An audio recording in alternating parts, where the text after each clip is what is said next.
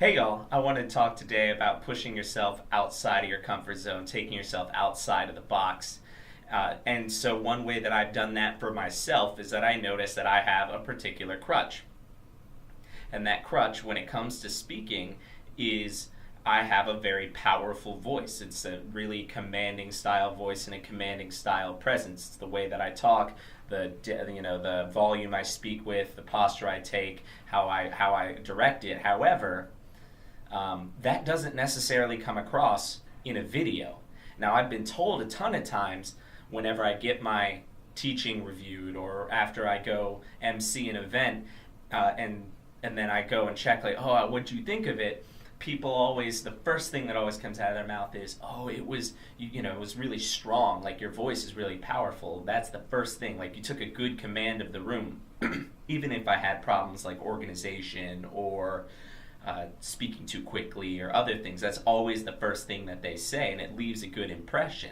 However, again, in a video, that doesn't come across as much. And so what that does is it forces me to push myself in other areas.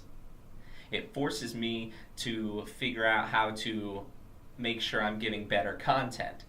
Make sure that the structure of what I'm saying is something that can hold on to someone's attention through the entire video, through the entire speech, and make sure just overall my writing is captivating, so that way you want to stay and listen. And and so it forces me to work on those skills while still retaining the one that I have. And how do we turn that from this specific instance into outside into the larger world? And that means that, number one, you need to know what you're good at. What you're good at and what you need to work on. Those things I just listed, my writing and my organization of how I talk, that's something that I'm weak in, and I'm putting myself in a position to have to work on that.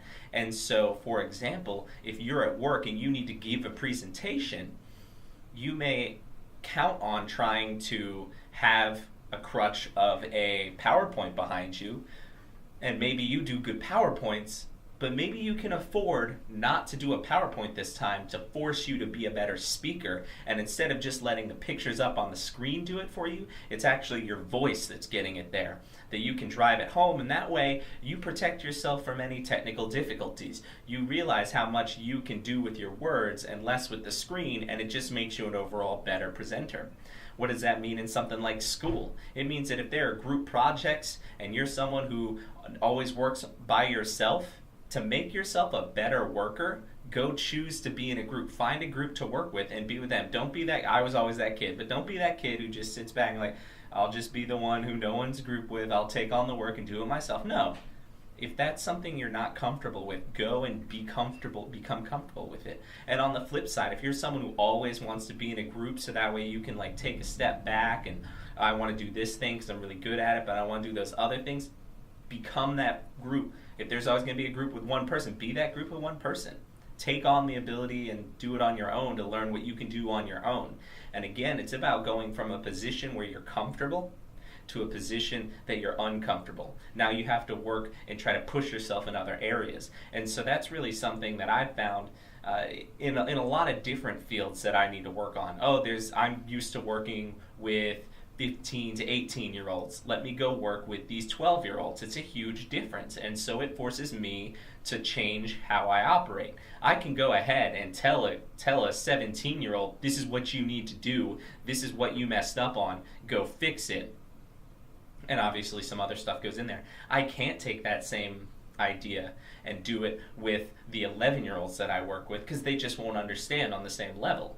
And so it forces me to go, how can I be less harsh and still drive that idea home? And so again, it's about taking yourself and putting yourself in a position to work in an area that is not necessarily comfortable for you. Other than that, I hope y'all learned something. I'm still coming out with videos. I'm still trying to get it right. I'm going to start doing video editing, a better microphone, and hopefully a better setup that's not necessarily at work after hours. Aside from that, y'all continue the journey and have a great day.